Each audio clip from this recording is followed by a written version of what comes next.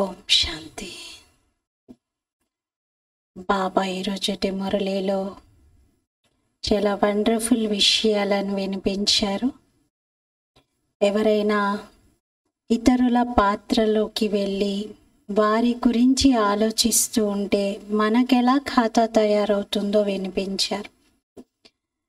ఎవరి విఘ్నాలు వారివి, ఎవరితో ఎవరు ఈర్ష్యపడినా, విఘ్నాలు వేస్తూ ఉన్నా, ఇంకే రకంగా ఆటంకాలు సృష్టిస్తూ ఉన్నా, మీరు మీ పురుషార్థాన్ని ఆపి దాని గురించి ఆలోచించొద్దు అన్నారు. మీ పురుషార్థంలో మీరు తత్పరులై ఉండాలి.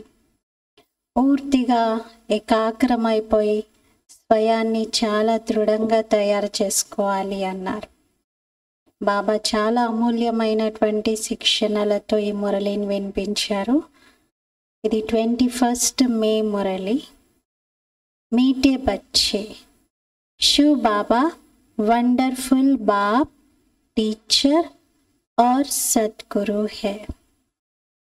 మధురమైన పిల్లలు శివ్ బాబా వండర్ఫుల్ తండ్రి, టీచర్ మరియు సద్గురువుగా ఉన్నారు. ఉసే అప్నా కోయి బాప్ నహీ, వారికి తండ్రి ఎవరు లేరు. వహ కభీ కిసీ సే కుచ్ సీఖ్తా నహీ, వారు ఎప్పుడూ ఎవరి నుండి ఏది నేర్చుకోరు, అంటే టీచర్ కూడా లేరు వారికి.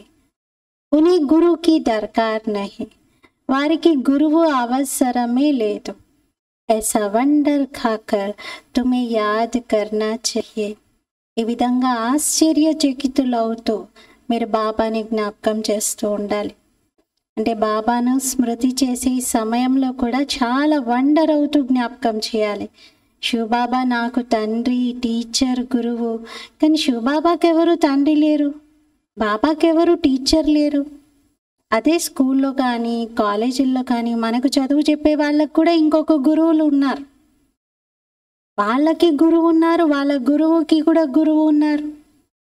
కానీ శివబాబా ఎలాంటి తండ్రి, టీచర్, గురువు అంటే వారికి మించినటువంటి వారు ఇంకెవరు లేరు. ప్రశ్న, యాద్ మే కౌన్ సీ నవీనతా హో తో ఆత్మ సహజ్ హీ పావన్ బన్ సక్తి హై. స్మృతిలో ఎటువంటి నవీనత ఉన్నప్పుడు ఆత్మ సహజంగానే పావనమవుతుంది. మనం బాబాని జ్ఞాపకం చేస్తూ ఉన్నాం, కానీ బాబా అంటారు రోజొక కొత్తదనంతో జ్ఞాపకం చేయండి. మీ యోగము బోరింగ్గా ఉండకూడదు. మరి స్మృతిలో నవీనత ఏం తీసుకురావాలి? ఆత్మ ఈజీగా పావనమైపోవాలి అంటే బాబా చెప్పారు జవాబు, యాద్ మే జబ్ బైఠతే హో తో బాప్ కి కరెంట్ ఖీంచతే రహో. స్మృతిలో ఎప్పుడైతే కూర్చుంటారో అప్పుడు బాబా నుండి కరెంటుని తీసుకుంటూ ఉండండి. బాప్ తుమే దేకే और तुम बाप को देखो, ऐसी याद ही आत्मा को पावन बना सकती है. బాబా మిమ్మల్ని చూడాలి, మీరు బాబాని చూడాలి. ఇటువంటి స్మృతి బాబా నుండి కరెంటుని లాగగలుగుతుంది. ఇలాంటి స్మృతితో ఆత్మ పావనంగా తయారవుతుంది. ఏ బహుత్ సహజ్ యాద్ హై.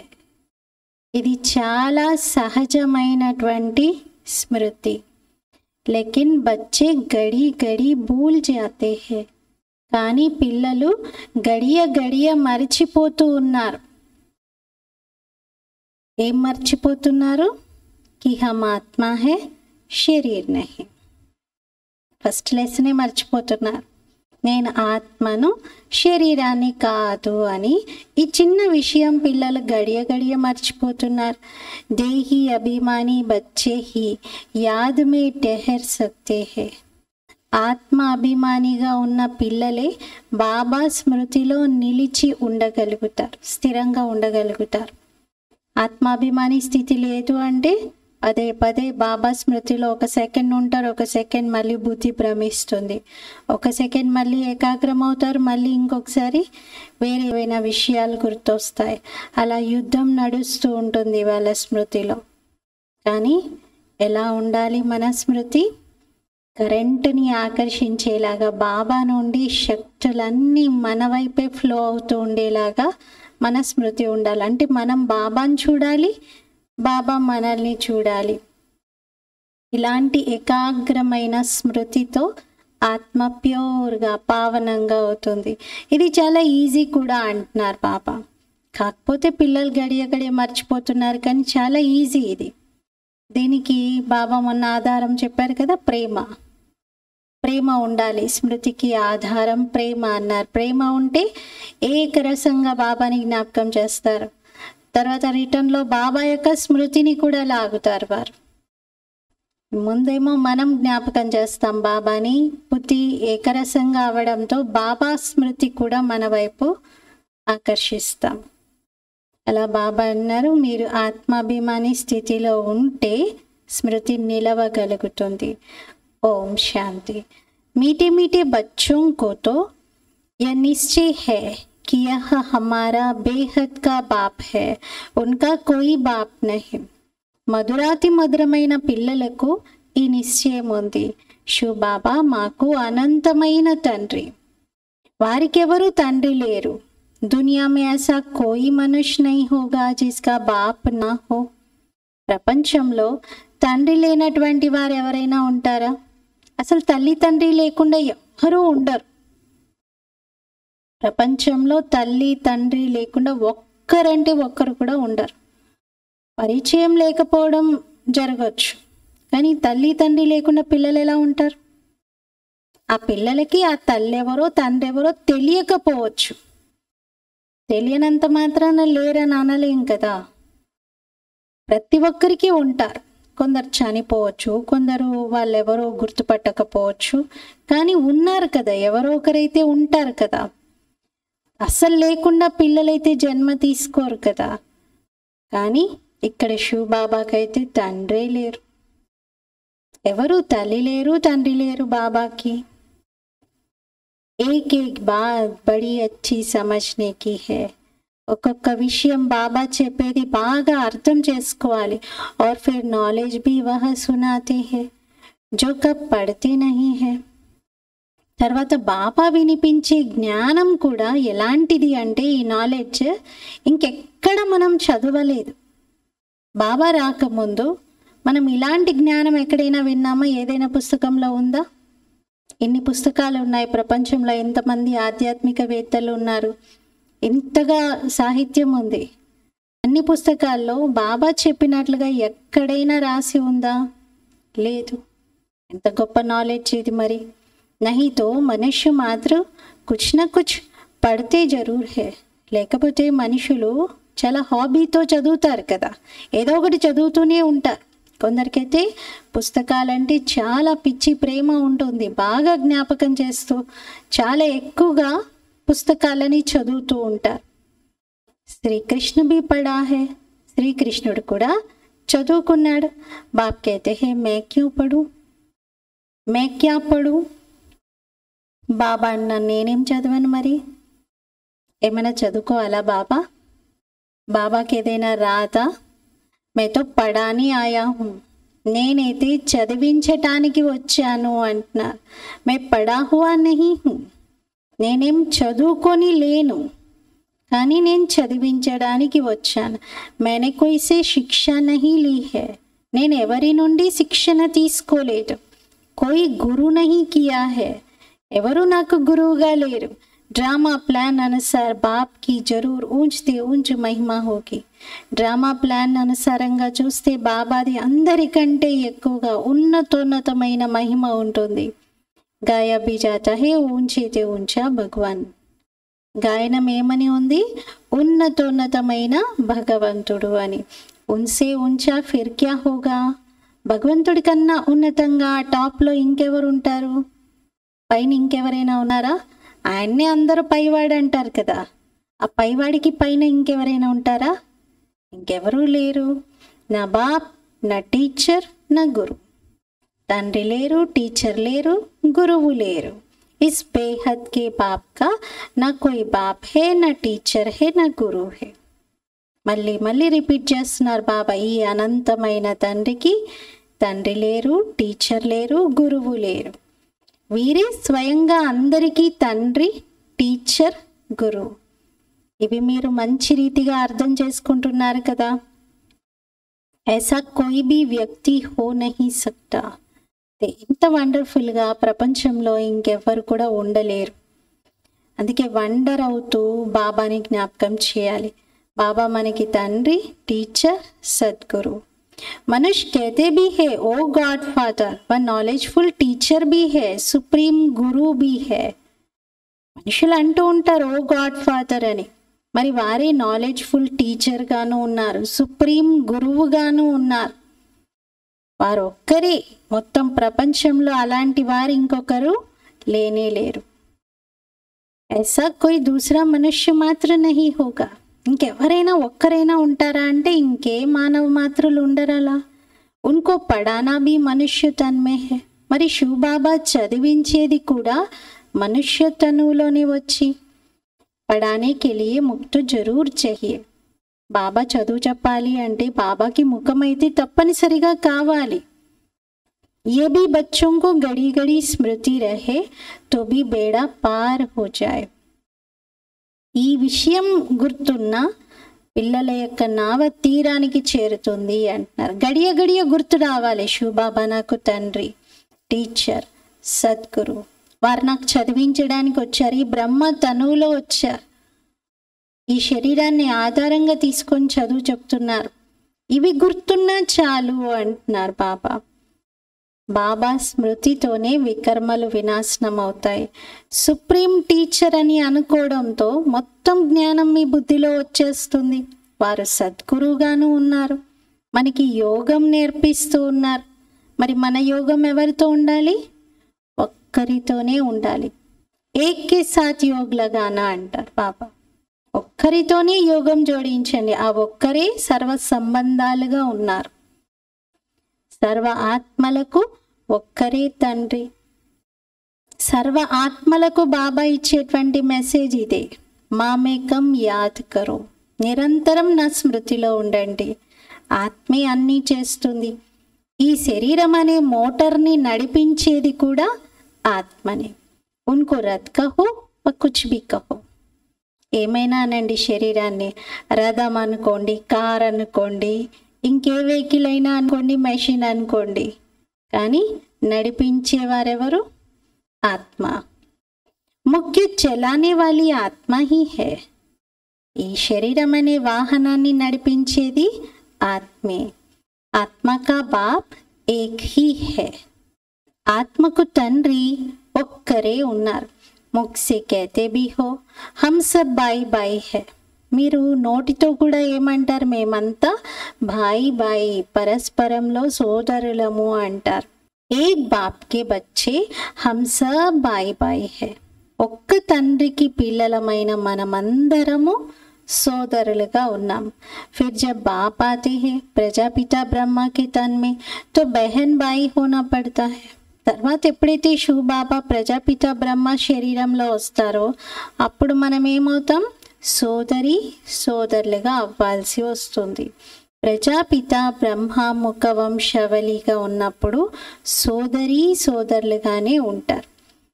భాయికి బెహన్ సే కభీ భీ షాదీ నహీ హోతీ.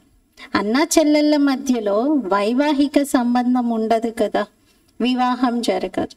तो ये सब ప్రజాపిత బ్రహ్మ కుమార్ కుమారియా హో జాయ్. అంటే మీరందరూ ప్రజాపిత బ్రహ్మ యొక్క సంతానం, బ్రహ్మ కుమార్ కుమారీలు. పరస్పరంలో సోదరి సోదరులుగా భావించడంతో మీరు బాబాకు లవ్లీ చిల్డ్రన్గా, బాబాకు ప్రియమైనటువంటి సంతానంగా, ఈశ్వరీయ సాంప్రదాయంగా అయిపోతారు. तुम कहेंगे हम है डायरेक्ट ఈశ్వరీయ సాంప్రదాయం. మీరేమంటారు? మేమైతే డైరెక్ట్ ఈశ్వరీయ సాంప్రదాయంగా ఉన్నాము అని. ఈశ్వర్ బాబా హమ్కు సబ్ కుచ్ సిక్లా రహే హే. ఈశ్వరుడైన తండ్రి మాకు అన్నీ నేర్పిస్తూ ఉన్నారు అంటారు. కొయిసే సికా హువా నహీ హై. బాబా ఎవరి దగ్గరైనా నేర్చుకొని వచ్చి మనకి నేర్పిస్తున్నారా? లేదు, బాబాకి ఎవ్వరు ట్యూటర్ లేరు. वो तो है ही सदैव संपूर्ण. బాబా అయితే ఎల్లప్పుడూ సంపూర్ణంగా ఉంటారు, సంపూర్ణ స్థితిలో ఉంటారు. అంటే అన్నీ వచ్చు బాబాకి. ఉన్కి కళాయే కభీ కమ్ నహీ హోతీ. బాబాలో కళలు ఎప్పుడూ తగ్గిపోవు. और सबकी కళాయే కమ్ హోతీ హై. మిగతా అందరిలో కళలు తగ్గుతూ పెరుగుతూ ఉంటాయి. మనకి కల్పం మొత్తంలో చూస్తే సత్యుగం నుండి కళలు తగ్గుతూనే వస్తాయి, సంగం యుగంలో పెరుగుతాయి. శివ్ బాబాది మాత్రం అలా కళలు తగ్గడం పెరగడం ఉండదు. हम तो शिव बाबा की बहुत महिमा करते हैं.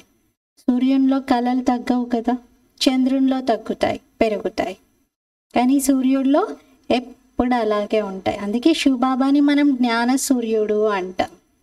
పోల్చడంలో బాబాని జ్ఞాన సూర్యుడు అంటాం. శివ్ బాబాకి చాలా మహిమ ఉంది.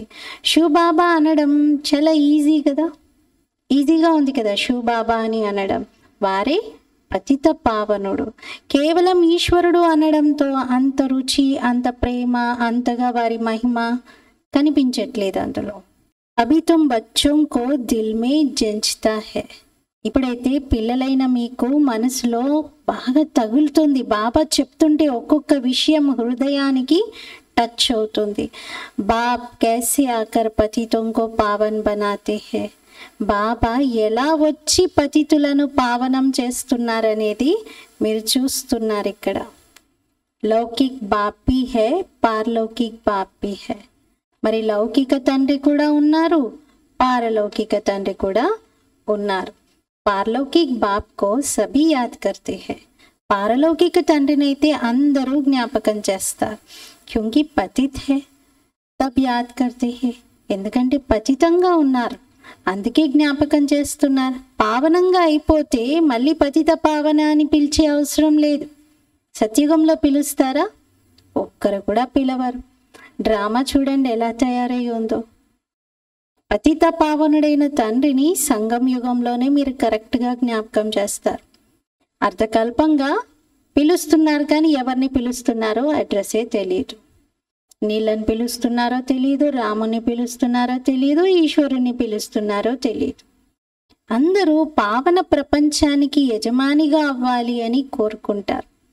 శాస్త్రాల్లో చూపించారు దేవతలు అసురుల యొక్క యుద్ధం జరిగినట్లుగా, కానీ అటువంటిది ఏమీ లేదు అంటున్నారు. అసలు దేవతలు ఎక్కడ, అసురులు ఎక్కడ, ఆ యుద్ధం ఏంటి అసలు? మామూలుగా మనుషుల మధ్యలోనే యుద్ధాలు వద్దు, మనం పోట్లాడుకోవద్దు. గాంధీజీ లాంటి వారే అహింసను పాటించారు. మరి దేవతలు హింస చేసి యుద్ధం చేస్తారా? అసలు అది చూపించారు తప్ప దాని అర్థము అందరూ తెలుసుకోవట్లేదు. దేవతలు సత్యుగంలో ఉంటారు, అసురులంటే ఆసురీ గుణాలు కలిగిన మనుషులు కలియుగంలో ఉంటారు. ఒక యుగం వాళ్ళు ఇంకొక యుగంతో వచ్చి ఇంకొక యుగంలో ఉన్న వాళ్ళతో వచ్చి ఫైట్ చేస్తారా? అలాంటిది ఏమీ ఉండదు. కానీ అలా రాసేశారు. అభి హమ్ హే బీచ్కే. ఇప్పుడు మనం మధ్యలో ఉన్నాం. అసలు ఫైటింగ్ అంతా ఇక్కడ జరుగుతుంది సంగం యుగంలో. ఆసురీ గుణాలకు దైవీ గుణాలకి మధ్య ఆత్మ పరివర్తన యొక్క ప్రక్రియలో ఇవన్నీ అనుభవం చేస్తూ ఉంటుంది. మనం ఈరోజు మంచి ఒక గుణాన్ని ధారణ చేస్తాను అని చాలా ప్రతిజ్ఞ చేసి దృఢంగా అనుకుంటే పరీక్షల మీద పరీక్షలు వస్తూ ఉంటాయి, యుద్ధం నడుస్తూ ఉంటుంది. ఒకవైపు ఆ గుణాన్ని ధారణ చేయడంలో స్థిరంగా ఉండాలా, లేకపోతే మళ్ళీ దాన్ని వదిలేసి ముందు చూసుకుందాం తర్వాత ధారణ చేద్దామని అనుకుంటారు. అలా యుద్ధం అనేది ఇప్పుడు నడుస్తుంది సంగం యుగంలో, మాయకి మనకి. అంతే తప్ప నిజంగా దేవతలుగా అయిన తర్వాత వాళ్ళు ఎవరితోనూ యుద్ధం చెయ్యరు. మరి మీరు ఈ విషయాలన్నీ మంచిగా అర్థం చేసుకుంటూ ఉన్నారు. ఇక్కడైతే నాటకాలు చూడ్డానికి ఎంతోమంది వెళ్తూ ఉంటారు. బాబా మనకి అన్నీ చాలా మంచిగా ఇంట్రెస్టింగ్గా తెలియజేస్తూ ఉన్నారు. ఎక్కడైనా ఆట నాటకం అంటే ఇంట్రెస్ట్ కదా, ఎవరికైనా మజా అనిపిస్తుంది కదా నాటకాలు చూడడంలో, ఆట చూడడంలో. అవన్నీ హద్దులోని డ్రామాలు, అవి ఏడిపిస్తాయి కూడా. ఒక్కోసారి ఎంత ఎమోషనల్గా కనెక్ట్ అయిపోతారంటే వాటితో బాగా ఏడ్చేస్తారు, తల నొప్పి వచ్చేస్తుంది ఏడ్చి ఏడ్చి. అలాగే ఆటలో కూడా ఎంత కనెక్ట్ అయిపోతారంటే అక్కడ ఏం జరుగుతుందో అనేటువంటి ఎంతూజియాజంలో ఒక యాంగ్జైటీలో ఉంటారు. యాంగ్జైటీ బాగా పెరిగి కొందరికి హార్ట్ అటాక్లు కూడా వస్తాయి ఆటలలో. కానీ బాబా అన్నారు మీరు బేహద్ డ్రామా చూడండి. అవేంటి హద్దు డ్రామాలు, ఇది బేహద్ డ్రామా. దీని గురించి ఎవరికీ తెలియదు, దేవతలకు కూడా ఇది తెలీదు అంటున్నారు. సత్యుగంలో తెలుసా? తెలీదు ఈ నాలెడ్జ్. ఇప్పుడు మీరు కలియుగం నుండి వచ్చారు, మీరు స్వయం తెలుసుకుంటున్నారు, ఇతరులకు కూడా తెలియజేస్తూ ఉన్నారు. ఒకసారి డ్రామా చూడండి, మొత్తం డ్రామా అంతా మీ బుద్ధిలో వచ్చేస్తుంది. బాబా అర్థం చేయించారు, ఇది మనుష్య సృష్టి రూపీ వృక్షం, దీని బీజము పైన ఉంటుంది. విరాట రూపము అంటారు కదా, బాబా స్వయంగా అర్థం చేయిస్తున్నారు. మనుషులకేమీ తెలియదు. శివబాబా ఎవరి నుండి భాష నేర్చుకోలేదు. మరి టీచరే లేనప్పుడు భాష ఎలా నేర్చుకుంటారు? ఎవరి దగ్గర వెళ్ళి బాబా లాంగ్వేజ్ ట్రైనింగ్ కూడా తీసుకోలేదు. మరి ఎవరి రథంలో బాబా ప్రవేశిస్తారో అదే భాషను బాబా ఉపయోగిస్తారు, మాట్లాడతారు. ఉనికి అప్ని భాషతో కోయి హై నహీ. శివబాబా అసలు మీది ఏ భాష, మీ మదర్ టంగ్ ఏంటి అంటారా శివబాబాను? మదరే లేరు, టంగ్ కూడా లేదు బాబాకి. బాబా ఒకరి శరీరంని ఆధారంగా తీసుకుంటారు కాబట్టి వాళ్ళ టంగ్ ఆధారంగా మాట్లాడతారు. వాళ్ళ టంగ్కి ఏదైతే అలవాటై ఉన్న భాష ఉంటుందో అదే బాబా ఉపయోగిస్తారు. మరి బాబాకి మన భాష అర్థమవుతుందా? తెలుగు వచ్చా బాబాకి? మాట్లాడతారా మీతో బాబా? రెస్పాన్స్ ఎలా ఇస్తారు? బాబా మీతో మాట్లాడినప్పుడు హిందీలో మాట్లాడుతున్నారా, తెలుగులోనా? మీకు జవాబు ఇస్తున్నట్టు అనిపిస్తుందా లేదా? అనిపిస్తుంది కదా. మరి బాబా అయితే భావన యొక్క భాషను క్యాచ్ చేస్తారు. ఈ భాషతో సంబంధమే లేదు అసలు. కానీ బాబా జ్ఞానం వినిపించాలి, మనకి జ్ఞానం యొక్క రహస్యాలని అర్థం చేయించాలి అంటే ఒక లాంగ్వేజ్ని చూస్ చేసుకుంటారు. బాబాకి అన్ని భాషలు వచ్చు కదా, అర్థమవుతుంది కదా, మరి ఒకసారి తెలుగులో చెప్పొచ్చు, ఒకసారి ఉర్దూలో చెప్పొచ్చు, ఒకసారి గుజరాతీలో చెప్పొచ్చు కదా అని అంటారు. కానీ బాబా ఏమంటారంటే నేను ఎవరి శరీరాన్ని వాడుకుంటున్నానో ఆ శరీరానికి వచ్చినటువంటి భాషని నేను మాట్లాడడానికి కుదురుతుంది. ఎలా అయితే ఇప్పుడు మనకి అన్ని భాషల టైపింగ్ వచ్చు, కానీ కేవలం ఇంగ్లీష్ మాత్రమే టైప్ చేయగలిగేటువంటి మెషిన్ని ఎదురుగా పెట్టుకున్నాం. నాకు అన్ని భాషల టైపింగ్ వచ్చు అంటున్నాం, కానీ ఆ టైప్ మిషన్ మాత్రం ఇంగ్లీష్ది. ఇప్పుడు దానిలో ఏం టైప్ చేసినా ఇంగ్లీష్ అక్షరాలు పడతాయా, తెలుగు వేరే భాషలు పడతాయా? ఇంగ్లీషే పడతాయి, ఎందుకంటే ఆ మెషిన్ అలాంటిది. అలాగే బాబా ఏ శరీరంలో ప్రవేశించారో ఆ శరీరానికి వచ్చిన భాష హిందీ, అందుకే బాబా హిందీలో మాట్లాడతారు. బాబా అయితే నాలెడ్జ్ఫుల్, మరి బాబాకైతే అన్నీ తెలుసు. బాబా ఎవరి దగ్గర ఏది నేర్చుకోలేదు, నేర్చుకొని రారు, వారికి టీచరే లేరు. శ్రీకృష్ణుడైతే నేర్చుకుంటాడు, వారికి తల్లి తండ్రి టీచర్ ఉంటారు. అక్కడ గురువు యొక్క అవసరమే ఉండదు, ఎందుకంటే అక్కడ అందరూ సద్గతిలోనే ఉంటారు. సద్గతి మార్గానికి తీసుకెళ్లేందుకు గురువు కావాలి. కానీ శ్రీకృష్ణుడు సద్గతిలోనే ఉంటాడు, ఇంకెవరో గురువు అవసరం ఉండదు కదా. సత్యుగంలో అసలు గురువులు ఉండరు. గురువులు అంటే గతి సద్గతి మార్గాన్ని చూపిస్తాము, దైవానికి దగ్గరగా చేస్తాము, ముక్తినిస్తాము అని చెప్తారు కదా. అలాంటి వాళ్ళు ఎవ్వరూ అక్కడ ఉండరు సత్యుగంలో.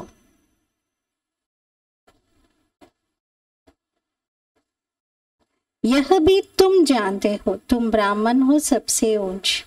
ఇది కూడా మీకు తెలుసు, మీరు బ్రాహ్మణులు అందరికంటే ఉన్నతమైన వారు. యహ తుమ్ స్మృతి మేరకు, ఇది మీరు స్మృతిలో పెట్టుకోండి. హమ్కో పడాని వాలా హే బాప్, మాకు చదివించేది బాబా. మేమిప్పుడు బ్రాహ్మణులుగా ఉన్నాం. బ్రాహ్మణ దేవత ఇవన్నీ వర్ణాలు ఉన్నాయి కదా, ఎంత క్లియర్గా వర్ణించారు బాబా. బాబా ముందుగానే చెప్పేస్తారు బస్ సబ్ కుచ్ జాంతే హే, ఎందుకంటే బాబాకి అంతా తెలుసు. క్యా జాంతే హే ఏ కిసీకో పతా నహీ, నాకేం తెలుసు, అది మీ ఎవరికి తెలియదు అంటున్నారు బాబా. నాకేం తెలుసో మీ ఎవరికి తెలియదు. నాకు తెలిసింది ఏంటి, బాబాకి అంతా తెలుసు, మొత్తం అంతా తెలుసు. అంటే ఏమేమిటి అనేది ఎవ్వరికీ తెలియదు అంటున్నారు. వారు నాలెడ్జ్ఫుల్, మొత్తం సృష్టి యొక్క ఆది మధ్యాంత జ్ఞానం వారిలో ఉంది. బీజానికి మొత్తం వృక్షం యొక్క జ్ఞానం ఉంటుంది కదా. అవైతే జడమైనటువంటి బీజాలు, వృక్షాలకి మనం చూస్తున్నవి.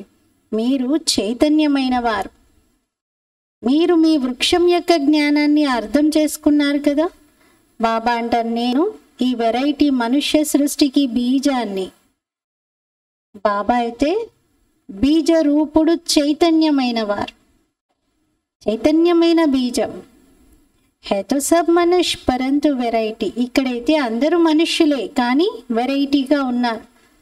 ఒకరి ఆత్మ, ఒకరి శరీరము, ఒకరి ఫీచర్స్ ఇంకొకరితో కలవు. ప్రతి ఆత్మవి, ప్రతి శరీరానివి ఫీచర్స్ వేరువేరుగా ఉన్నాయి. పాత్రలు కూడా వేరువేరుగా ఉన్నాయి. 84 జన్మల్లో మన పాత్ర ఇంకొకరితో మ్యాచ్ అవ్వదు. ఎవరి పాత్ర వారిది, ఎవరి ఫీచర్స్ వారివి. ఇంకొకరు మనలాగా ఉండలేరు.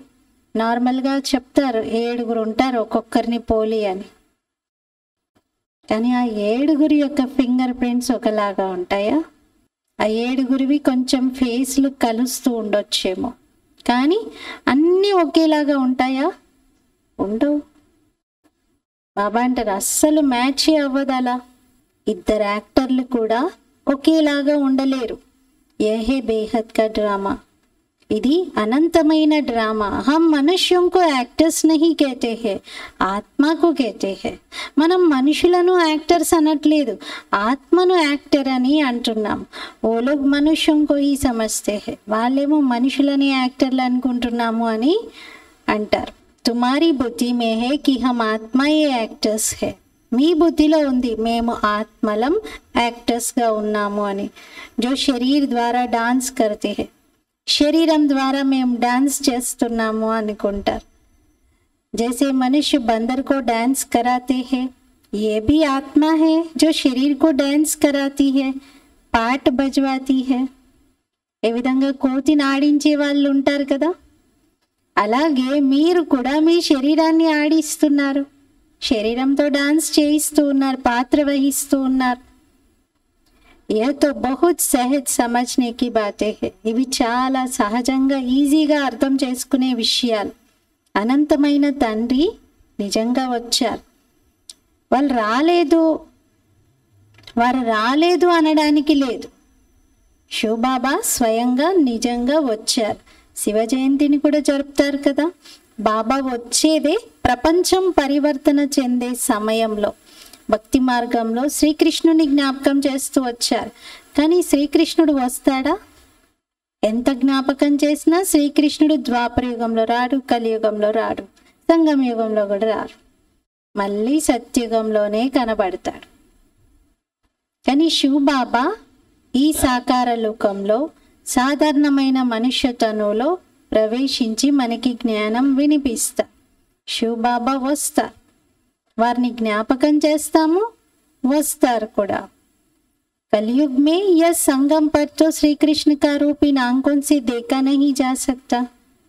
కలియుగంలో కానీ సంగమ యుగంలో కానీ శ్రీకృష్ణుని యొక్క ఆ రూపాన్ని మీరు చూడలేరు కదా అంటున్నారు. ఫిర్ ఉన్కో భగవాన్ कैसे कहे, మరి వారిని భగవంతుడని ఎలా అంటారు? వారినైతే దేవత అనాలి. లార్డ్ కృష్ణ అంటాం కదా, గాడ్ కృష్ణ అనం. దైవీ రాజ్యంలో మొదట జన్మ తీసుకునేది శ్రీకృష్ణుడు. ఏకా హువా తో ఉన్కే పీచే సభీ ఆ జాతే హై. ఒక్కరి జన్మ జరిగింది అంటే వారి వెనక ఎంతో మంది వచ్చేస్తారు. ఈ విషయాలు ఇప్పుడు మీకే తెలుసు. మీలో కూడా కొందరు మంచి రీతిగా అర్థం చేసుకుంటున్నారు. ఏ విధంగా లౌకిక చదువులు ఉంటాయి కదా, అలాగే ఇది కూడా చాలా సహజము అంటున్నారు. కేవలం ఒక గుప్తమైన డిఫికల్టీ ఏమిటి అంటే బాబాను మీరు జ్ఞాపకం చేయడానికి కూర్చుంటే మాయ విఘ్నాలు వేస్తూ ఉంటుంది. ఎందుకంటే డ్రామాలో ఇది ఉంది. మనల్ని గట్టిగా చేయడానికి మాయ పరీక్షలు పెడుతూ ఉంటుంది. మాయ రావణుడు ఈర్ష్యపడతాడు. అప్పటి వరకు మాయ రావణుని జట్టులో ఉండి ఇప్పుడు మాయను వదిలిపెట్టడంతో మాయకి ఈర్ష్య కలుగుతుంది. వీళ్ళు రాముని तुम राम को याद करते हो तो रावण को हर्षित होता है कि हमारा मुरीद राम को क्यों याद करता है.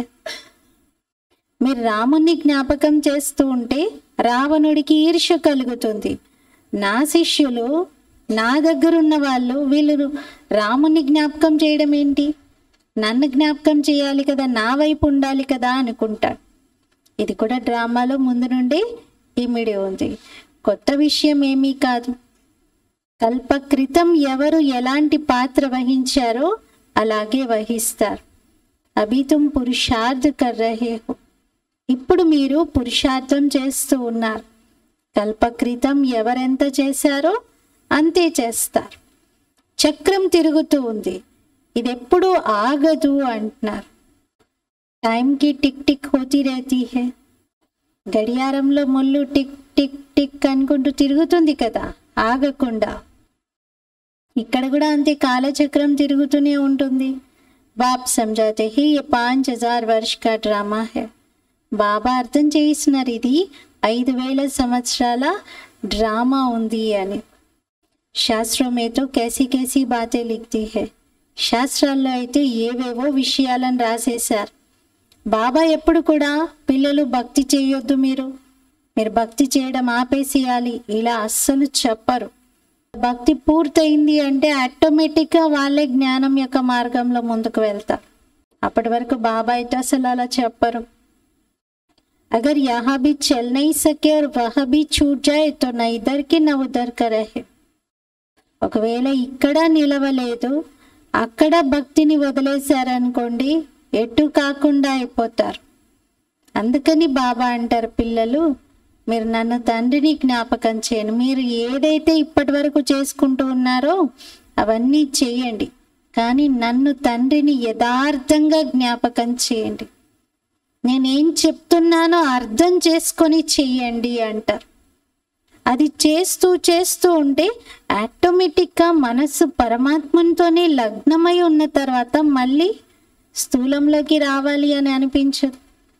మళ్ళీ స్థూలంలోకి వచ్చేసి అన్ని క్రియలు ఇవన్నీ చేయడం, వీటిల్లో సమయం వృధా అయిపోతుంది కదా. ఆటోమేటిక్గా మనసు బాబా వైపు వెళ్తూ ఉంటుంది. దానికి ఏది వదిలిపెట్టండి అని ప్రత్యేకంగా చెప్పే అవసరం లేదు. ఆత్మకి అనుభవం అవుతుంది.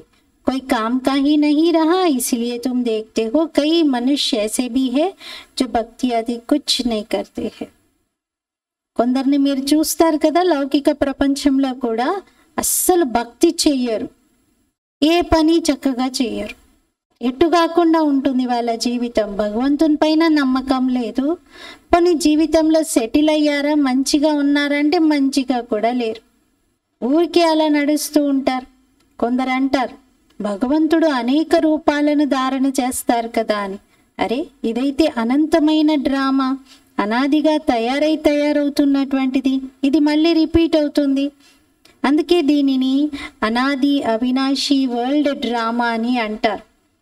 ఇది కూడా మీరు పిల్లలు బాగా అర్థం చేసుకున్నారు.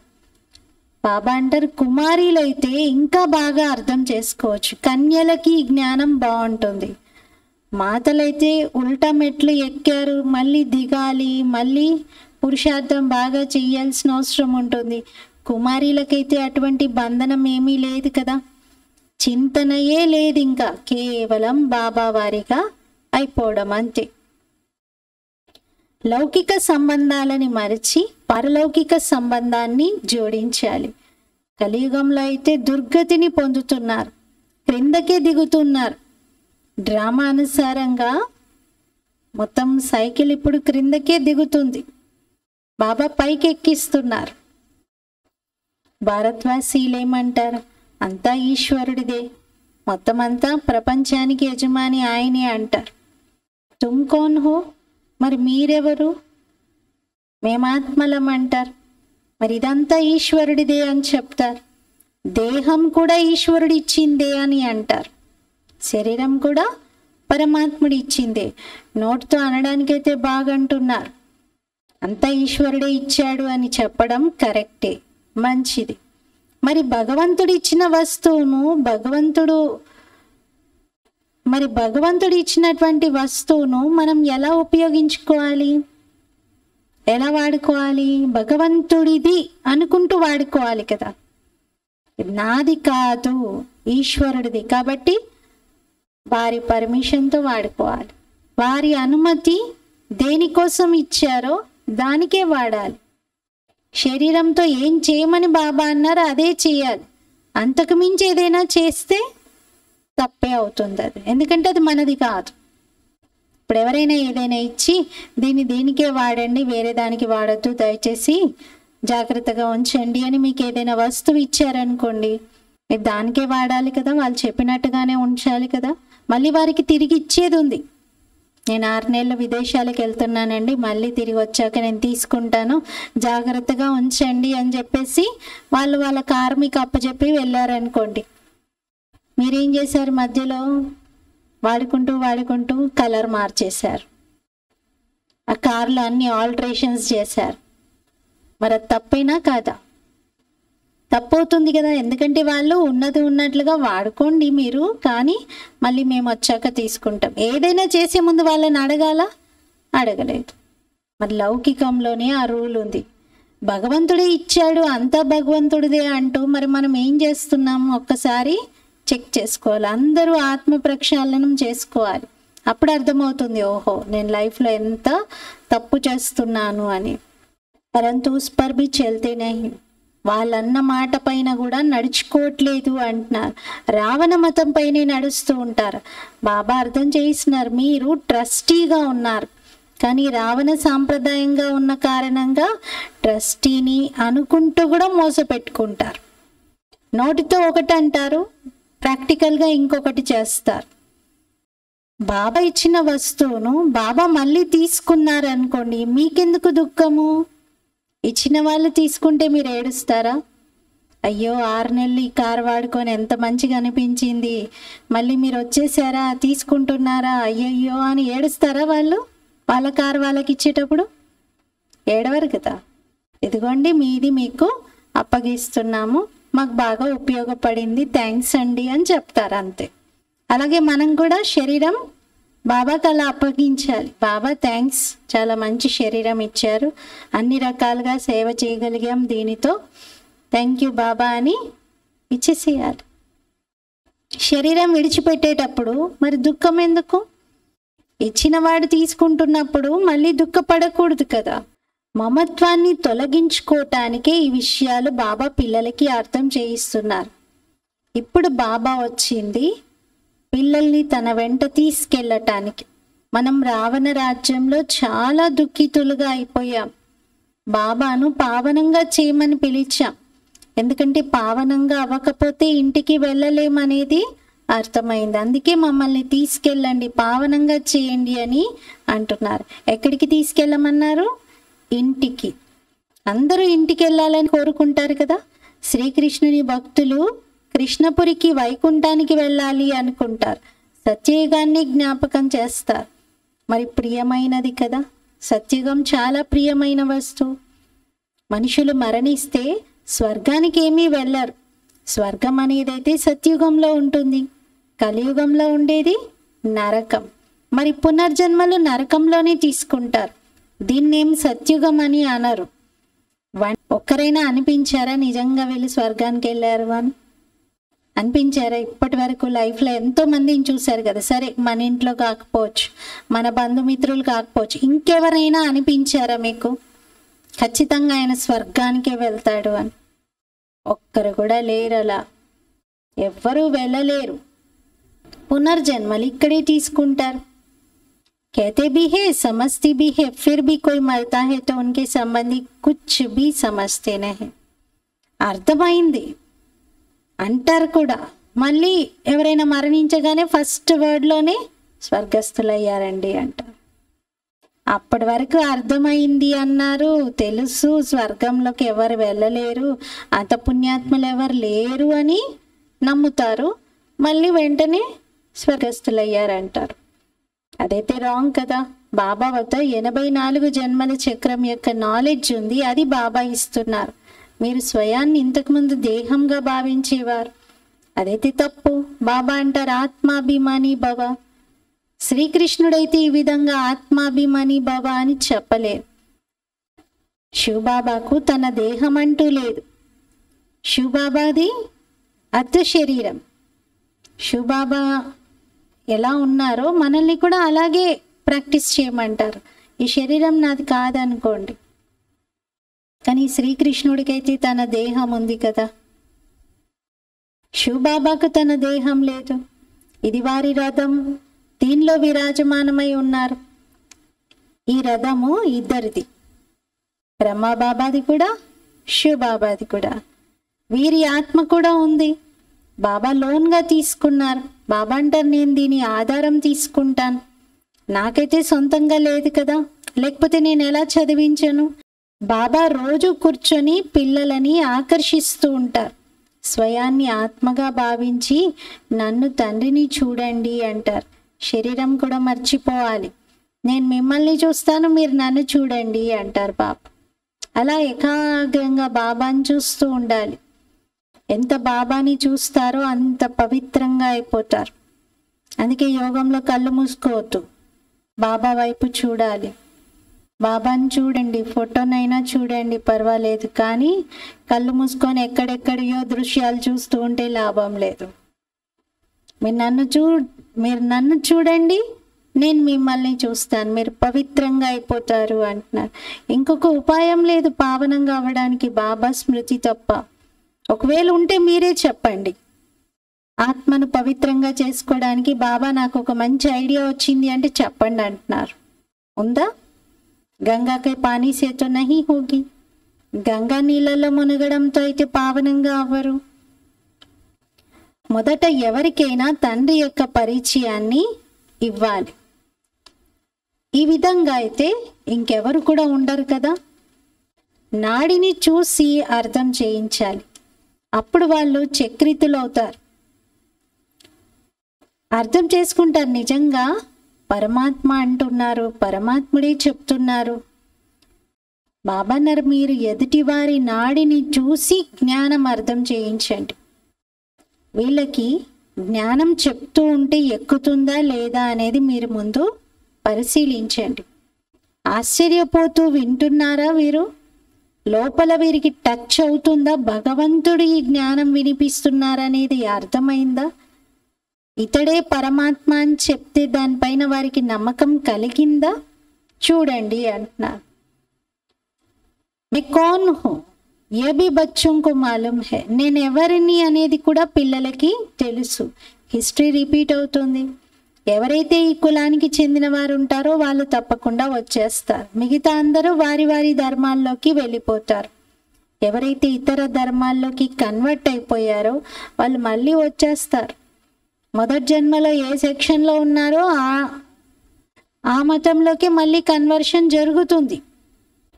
నిరాకారి వృక్షంలో కూడా సెక్షన్స్ ఉన్నాయి కదా. ఈ విషయాలు పిల్లలైన మీకే తెలుసు, మిగతా ఎవరు కూడా అర్థం చేసుకోలేరు. 7-8 से कोई 1-2 निकलेंगे जो समझेंगे ये नॉलेज तो बहुत अच्छी है. 7-8 మందిలో ఒక్కరు ఇద్దరు అర్థం చేసుకుంటారు, జ్ఞానం బాగుంది అంటారు. ఇక్కడి వాళ్ళైతే తప్పకుండా వింటారు, వచ్చేస్తారు. ఎవరైతే ఇక్కడి వాళ్ళుగా ఉంటారో వాళ్ళకి తుఫాన్లు తక్కువగా వస్తాయి. అలా హృదయంలో అర్థమైపోతుంది, వెళ్ళి నేను వినాలి అనుకుంటారు. కొందరైతే సాంగత్యపు రంగులోకి వచ్చేసి మాటి మాటికి మానేస్తారు, మళ్ళీ రానే రారు. జహా పార్టీకో జాతా హువా దేఖేంగే తో ఉస్మే లటక్ పడేంగే. ఎక్కడైనా ఎవరైనా పార్టీకి వెళ్తుండడం చూశారనుకోండి, ఇంకంతే వెళ్ళి వాళ్ళతో జత అయిపోతారు. ఆ పార్టీల్లోకి తిరగడం వెళ్ళడం చేస్తూ ఉంటారు. శ్రమ ఉంది చాలా, ఎంత శ్రమ చేయాల్సి వస్తుంది. గడియ గడియ బాబా చెప్తారు, పిల్లలు మీరు మర్చిపోతున్నారు అని. గడియ గడియ పిల్లలు అంటూ ఉంటారు, బాబా మేము మర్చిపోతున్నాము అని. నేను ఆత్మను, శరీరాన్ని కాను, ఈ విషయం మర్చిపోతు. కానీ పిల్లలు గడియ గడియ మర్చిపోతున్నారు. బాబాకు తెలుసు, కామచితి పైన కూర్చొని పిల్లలు నల్లగా అయిపోయారు, శ్మశానంలో శవాల్లాగా మారిపోయారు. అందుకే బాబా నల్లగా ఉన్నవారిని తెల్లగా చేస్తున్నారు. బాబా అంటారు, మీరందరూ కామ వికారంలో కాలిపోయి నల్లగా అయిపోయారు. ఇది బేహద్దు విషయం ఉంది. కోట్ల మంది ఆత్మలు ఉన్నారు. పరంధామం ఇంటికి అందరినీ తీసుకెళ్తారు. అందరూ బ్రహ్మలోకంలో బ్రహ్మ మహాతత్వంలో ఉండేవారే కదా. ఇక్కడ బేహద్దులో నిలబడి ఉన్నారు. మీకు తెలుసు, బాబా స్థాపన చేసి వెళ్ళిపోతారు. తర్వాత మీరే రాజ్యం చేస్తారు. మిగతా ఆత్మలందరూ ఆ సమయంలో శాంతిధామానికి వెళ్తారు. మనం రాజ్యం చేస్తూ ఉన్నప్పుడు మిగతా వారందరూ శాంతిధామంలో ఉంటారు. अच्छा, मीठे मीठे सिकीलते बच्चों प्रति माता पिता बाप दादा का याद प्यार और गुड मॉर्निंग। रूहानी बाप की रूहानी बच्चों को नमस्ते। हम रूहानी बच्चों की रूहानी बाप दादा को याद प्यार गुड मॉर्निंग और नमस्ते। मेरा बाबा मीठा बाबा प्यारा बाबा शुक्रिया बाबा। ధారణ కోసం ముఖ్య సారము. ఫస్ట్ పాయింట్, ఏ యాక్టర్తోనైనా రావణుడు ఈర్ష్య పడితే, విఘ్నాలు కలిగిస్తే, తుఫాన్లు తీసుకొస్తే మీరు దానిని చూడకుండా మీ పురుషార్థంలో మీరు నిమగ్నమై ఉండండి. ఎందుకంటే ప్రతి యాక్టర్ పాత్ర ఈ డ్రామాలో వేరువేరుగా ఉంది.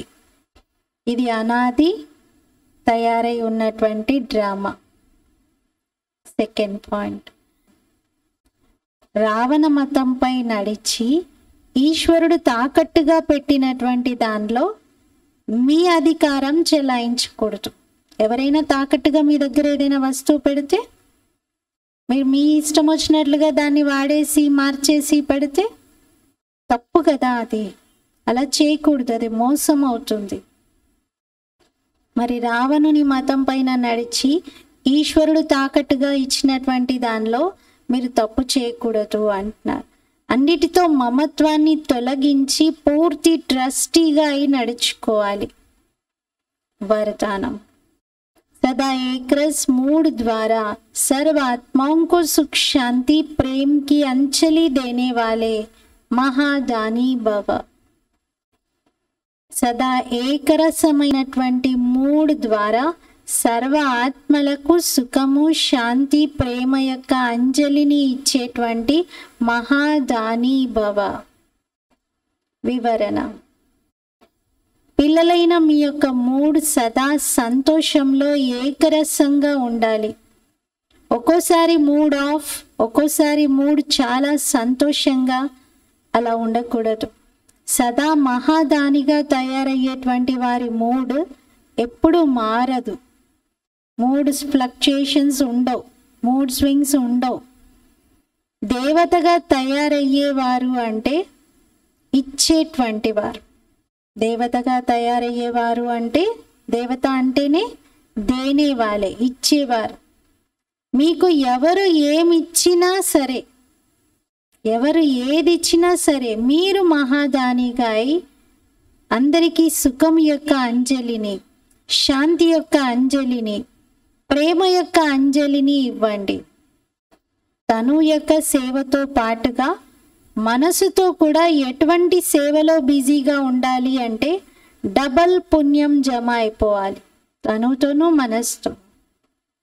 స్లోగన్, మీ విశేషతలన్నీ ప్రభు ప్రసాదం వంటివి. వీటిని స్వయం కోసం ఉపయోగించుకోండి, పంచండి, పెంచుకోండి. आपकी विशेषताएं प्रभु प्रसाद है, इन्हें सिर्फ स्वयं प्रति यूज नहीं करो. మీ విశేషతలన్నీ ప్రభు ప్రసాదం వంటివి. ప్రసాదం ఏం చేస్తారు? పంచుతారు కదా. తన వరకే మొత్తం తినేస్తారా? ఎంత కొంచెం ప్రసాదం ఇచ్చినా దాన్ని కొంచెం దాచుకొని ఇంట్లో వాళ్ళందరికీ కనకనమైన పెడతారు. అలాగే మీ విశేషతల్ని కూడా మీకోసమే ఉపయోగించుకోవడం కాదు, అందరికీ పంచండి, అప్పుడు పెరుగుతాయి. ఈరోజు స్వమానము, నేను ఆత్మను మహాదానిని. నేను మహాదానిని. ఓం శాంతి.